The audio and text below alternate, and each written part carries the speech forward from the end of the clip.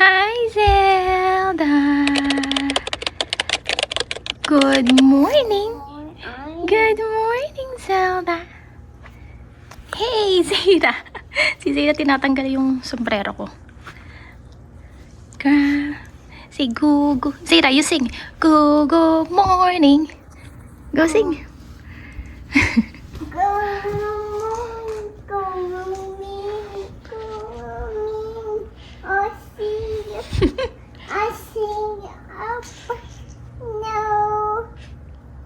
I see your tiny toes.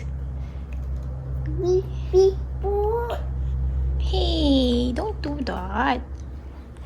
Yung ano niya, peekaboo, peekaboo. Ginawa yung good morning, good morning. Hindi ko alam kung saan nakuha yun ni Zayda. Good morning, good morning. I see you. Up here.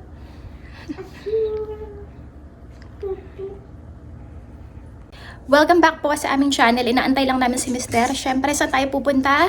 Pupunta naman tayo sa ating Walmart. Sa ating Walmart talaga, no? Kala mo si may-ari ng Walmart. Pupunta na naman tayo sa Walmart para sa aming weekly grocery shopping na activity ng aming pamilya. Ito lang naman normal naming mga ginagawa pag andito si Mister, pagka day off niya.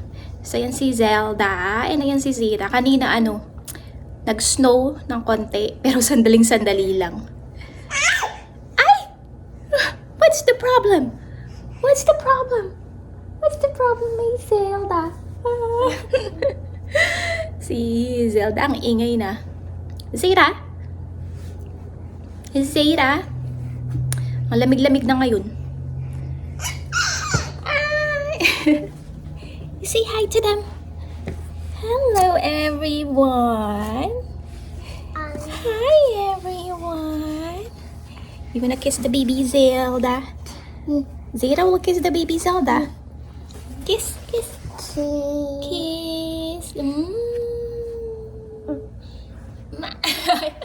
Ayaw magpakiss si Zelda. Zelda doesn't wanna. Zira, Zelda doesn't want you to kiss her. Oh no! Si Madam Auring. Madam Auring nagagalit. Parang baby, yung mga manghuhula. Showing them your bread. Finish your bread. Oh no! Zayda, you're squeezing her feet. You're so silly. Are you a silly Zayda? Are you a silly Zayda?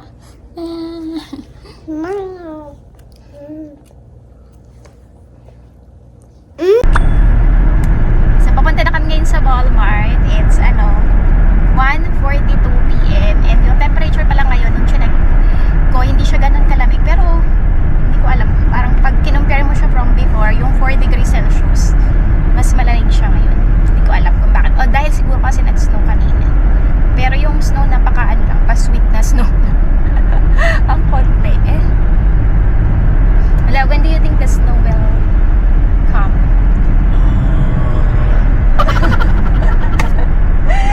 By the way guys, my husband is wearing this new fancy leather jacket. It's just a regular leather jacket. Fancy leather jackets are very expensive. What's going on? I'm scared. You should imagine my job. You don't know anything about what's scary. Why? What's scary? You tell them what's scary. There's this one spot going up the Jersey Turnpike when it starts to break up into you're almost getting to the George Washington Bridge, and it becomes very narrow. They're actually doing construction on it to widen it, but because it's obviously a problem. But the way it's so narrow is, I think the other truck drivers know how narrow it is and how dangerous it is, so they won't pass each other. So they all pile up on each other when they should have passed each other a long time ago. But now they really need to pass each other because they're slowing down and they're getting all built up. But you're still going high speeds. And so when people do this, you have to pass them. It's stupid not to pass them, especially because there's a hill coming. So if you don't pass them, then you might end up crawling up that hill, which is going to create more problems. So you're kind of in a bad situation where there's no good thing to do. So you try to pass. Well, I used to pass them on the right so that the people could keep going on the left, because there's not really any exit on the right side, so you don't have to worry about that. And then the cars could still go by on the left. But on the right, there's a curb that the lane is so narrow, and there's a curb where your tire has nowhere else to go except into this and up onto this little curb thing that doesn't even belong there. There's no reason for a curb except maybe for construction guys, maybe, I don't know. But it's got a sharp curb, and your tire is about to hit this curb, or your mirror is about to smash into their mirror, which is not the worst thing. But what's worse is that your truck is also about to smash into their truck. That's bad. So you have to just hold it exactly correct while you're passing, and it takes like, you know, a minute, not a minute, but it takes probably like 30 seconds to do this. So for 30 seconds, you cannot make even the tiniest mistake. And then, so I stopped doing it on the right side, and I said, okay, screw the cars, I'll do it on the left side, and I'll just block the cars, because there's not even any cars by then anyways, because everybody's afraid of this area, so they end up way behind you because they're all stupid. But so I tried to get around these people on the left. It's the same thing on the left. Now they put up a Jersey barricade, so there's no room on the left. So now the same situation, there used to be a little bit of room on the left, but because of the construction they're doing, now there's no room on the left or on the right. So to pass on the left, it's the same situation of you have no space to make a mistake. Your left tire will hit the Jersey barrier, or your truck will hit the truck you're trying to get around. And so really the situation is so bad that you kind of have to just stop and crawl. But if you come to that much of a stop, you slow down that much, everybody behind you is going to be on top of you, and now there's all kinds of crazy congestion that when the road opens up again, you're going to be trying to work out the people you need to get around while everybody behind you is trying to go around you, because you slowed down so much that now all the idiots that were too slow before are at this, we're all kind of equal again, and they're on top of you where you don't want them, and I don't know. So but that's not the problem. The problem is that it's very narrow, and you have to... Anyways, it's just very narrow, and you cannot make any mistake. And sometimes that happens in construction zones a lot.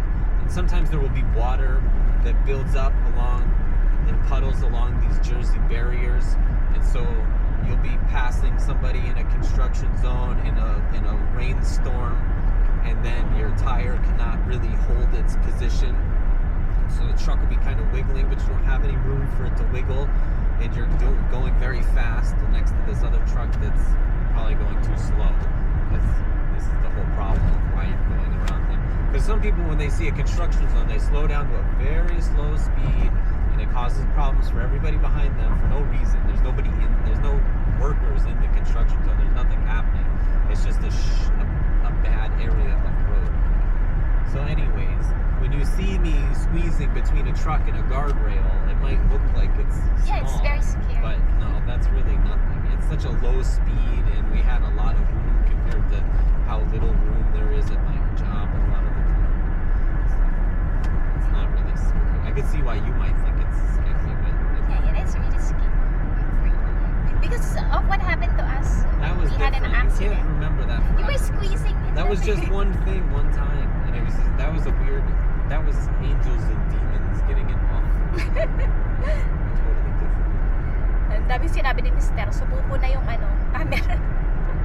Kasi yung kamay niya gumagalaw. Etong camera to, meron siyang nadidetect niya yung hand gesture. Napastuck na yung camera sa sobrang dami niyang sinabi. Malapit na kami sa Walmart. We always have a lot of things to say. The struggle is real. Kahit nakakaintindi naman ako ng English, pagka ang dami niyang sinasabi, minsan hindi ko na naintindihan. Do you understand what I'm saying? What I'm telling them is that if you're saying a lot of things, even if I do understand English, sometimes I really can't understand what you're saying. I can't comprehend enough. Freaking a lot of English speakers can't understand, people from my area either, because we talk fast and they're all too Is it dumb. all in Connecticut area or just this area? It's a New York thing. It's a New York metro area thing. These people talk fast, and then everyone who's not from this area is slow that they cannot even understand. What? That's because their brains are slow. It's true. Pero oo, pansin ko rin na ano sila, yung mga may asawa na foreigner sa area na to, ang bilis nga nila magsalita. Pero naiintindihan ko naman siya, wag lang sobrang ano talaga, yung ang dami-dami na niyang sinasabi. Kasi minsan hindi niya rin napapansin na sobrang bilis niya magsalita. So, struggle is real.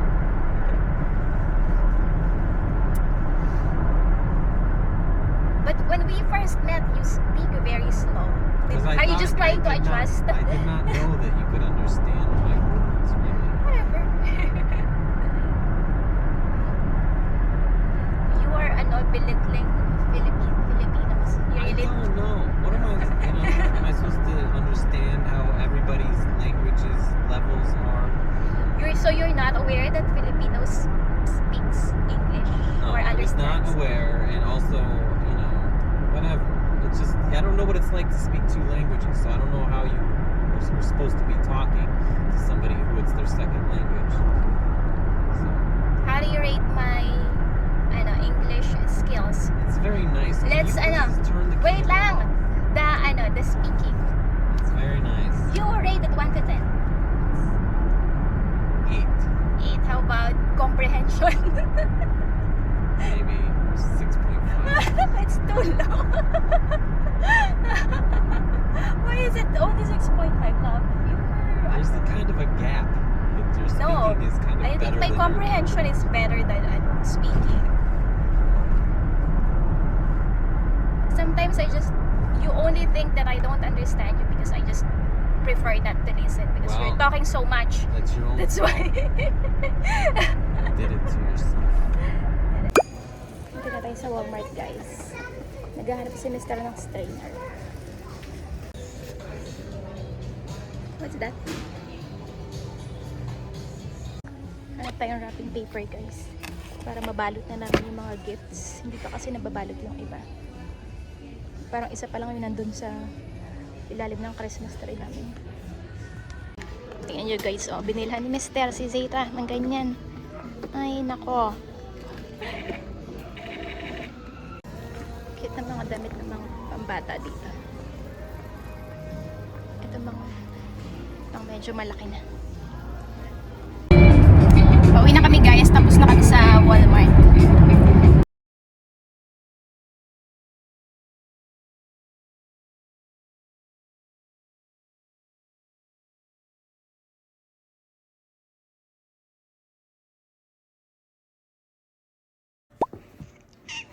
My cutie baby. Now they're all weird now. Ito pala, guys. Oh, nabili ko to sa TikTok shop. Napaka cool nitong na to. Invention or item. Ayan siya. Projector siya. Tapos, ayan. Pwede kang manood ng mga kung ano-ano. Pwede mo siya i-connect sa internet. Para siyang TV. Ang maganda nga lang, ayan, pwede mo siyang ilipat-lipat. Hindi yung quality niya, syempre hindi ganun kaganda sa TV. Pero pwede na, yan. Ganyan siya. Nakuha na siya sa internet. Tapos yung size nito, pwede mo rin siyang palitan.